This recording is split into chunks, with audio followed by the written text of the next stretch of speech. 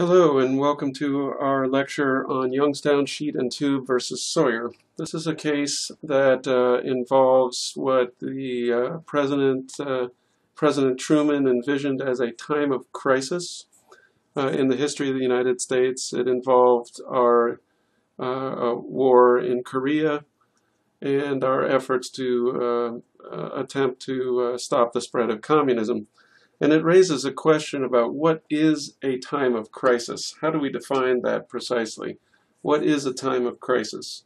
The Constitution doesn't make any mention exactly of what constitutes a large enough crisis that the president's inherent powers, his authority as commander-in-chief and as the sole organ of foreign policy, doesn't specify when those powers would come into effect when a time of crisis is great enough. It also involves the question of what is war, and does war exist only when Congress declares war? The court has said that Congress only recognizes, a declaration of war only recognizes that a state of war exists. A state of war doesn't depend on Congress simply saying so. We'll get into that in just a moment. So who has the power, actually, this is another question, who has the power to determine when a state of war exists, the president or Congress? So there was an important case that's on point here that we might want to discuss a little bit. It's called the prize cases because it involved a number of cases that the Supreme Court lumped together. And the question in that case was, does the president, in this case President Lincoln, have the right to institute a blockade of southern ports under the control of persons in armed rebellion against the United States before Congress has acted? So in response to the southern states seceding, and before Congress had time to reorganize itself and meet, President Lincoln ordered the United States Navy to blockade all southern ports and to take as prizes any vessels that attempted to leave or gain access to those southern ports. And some of the ships that were captured, their owners filed a lawsuit to try and regain their possessions. And one of the arguments they made was that there had been no state of war declared. The president's hands were bound until Congress had declared war. Well, in this case, the court said, yes, the president does have the power to institute a blockade, even without congressional action. The court said, under his powers, the president must decide. He must use his powers to meet the threat that poses itself. And he doesn't necessarily have to wait for congressional approval before he does so.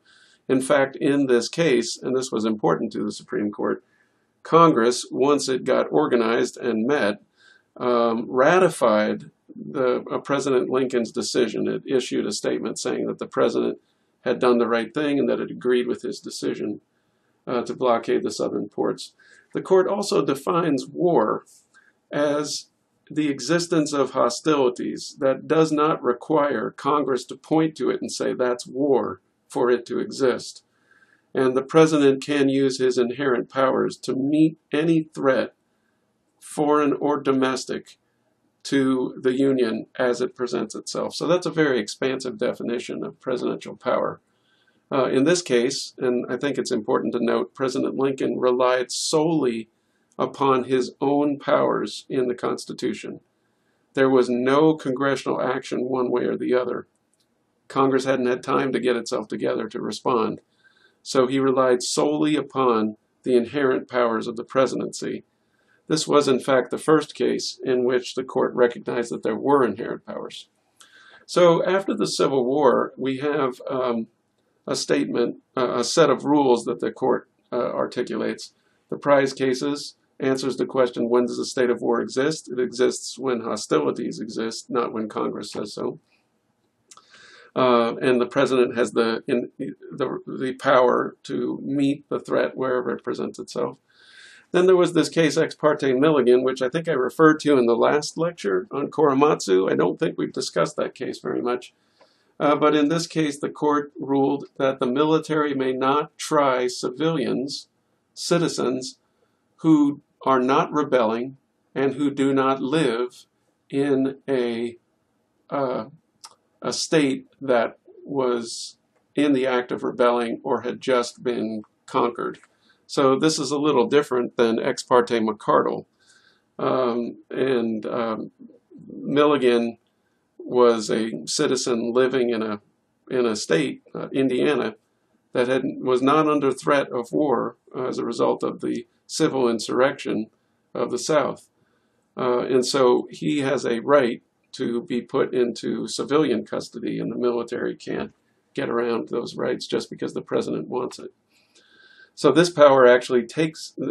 case actually takes power from the president and says that he can't use his inherent powers in the domestic realm when a threat doesn't really exist.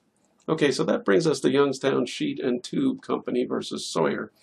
This was a case involving the Korean War, a labor dispute between workers at steel companies, and the steel companies themselves had slowed down production of tanks and other munitions that the United States needed to ship to the Korean Peninsula to wage war against North Korea.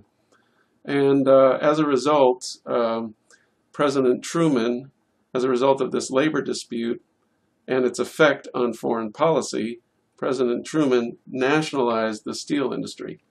So the question in this case was, may the president nationalize or take over an industry to prevent a union from striking, in particular because it affects the United States' ability to prosecute war? And the court said no in this case, and the majority decision was written by Justice Black. You may remember him as the individual who wrote the decision in Korematsu. And Black says the president's order does not direct that a congressional policy be executed in a manner consistent with the intention of Congress. One important fact to note about this case is that when passing laws that dealt with resolving labor disputes, Congress had considered giving the president the power to nationalize an industry, force everyone back to work, when labor and management couldn't come to an agreement. And they had decided that they would not give him that power, that that was not a tool that he could use to achieve the end of resolving a labor dispute. And President Truman went ahead and exercised that power anyway. So, as in Korematsu, Black writes the decision, and one question you might ask is, did he change his view on presidential power? I mean, in Korematsu, he rules in favor of the United States. And in Youngstown, he rules against the United States.